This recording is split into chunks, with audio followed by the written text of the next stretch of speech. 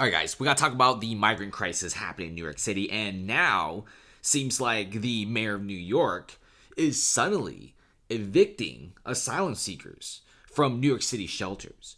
And these migrants are getting the eviction notice, and advocates are now urging them to stop doing it. Now, here's the thing: if they do it, it's like nobody's happy. If they evict people, nobody's happy either. Now, why are they kicking people out?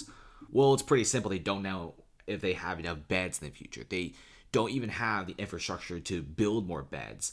And now it's getting so bad that parks in the East Village, for example, are turning to just massive camping grounds and hangout spots for many of these migrants. Guys, New York City screwed themselves.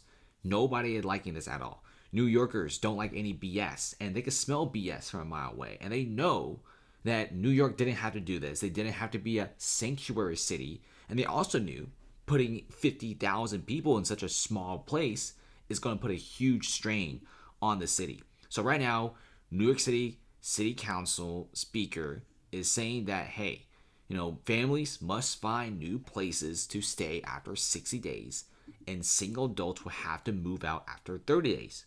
Oh, wow. That may sound pretty great, but guess where these people are going? On the streets.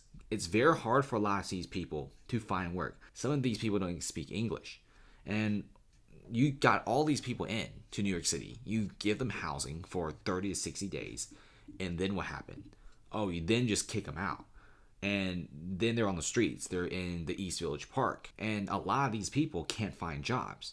In fact, unemployment is already a pretty messed up thing right now. In fact, a lot of New Yorkers can't even find jobs themselves. And now you're trying to think that migrants could find jobs.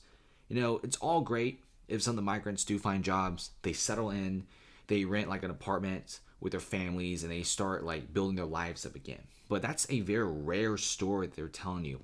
Many of the migrants and asylum seekers, they can't find jobs. It's very, very difficult to find employment.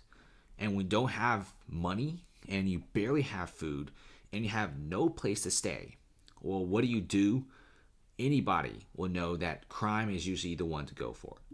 And the city is pretty much turning their backs on these people. You invited 50,000 people in, and then you're like, okay, guess we don't have enough beds, but we'll still continue to accept more people. We're going to have you turn you away after like a month. Check this out, guys. New York City migrant pickpocket teams are the newest headache for the NYPD, as trio busted for string of West Village bar thefts.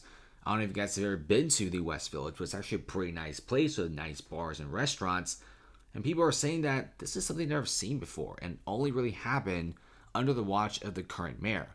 Just like I said in the previous few minutes, you invited all these people in. 2, after 30 to 60 days, you can't provide housing. 3, they barely have anything to eat. 4, they barely could find employment. And of course, crime is generally where they go to. I have no clue what in the world New York City is doing. Many people are very fed up about this. And it's not just New York. From Denver to Chicago, many of the sanctuary cities are pretty mad right now. In fact, many of the migrants are just simply living on the streets at this point. And I think New York City, they actually have a pretty good system when it comes towards homeless people. They actually have a lot of shelters. That's why New York City actually has the least amount of homeless people on the streets compared to places like San Francisco, which don't have any shelters. But now when you add in almost 50,000 people, you're kind of screwed yourself here.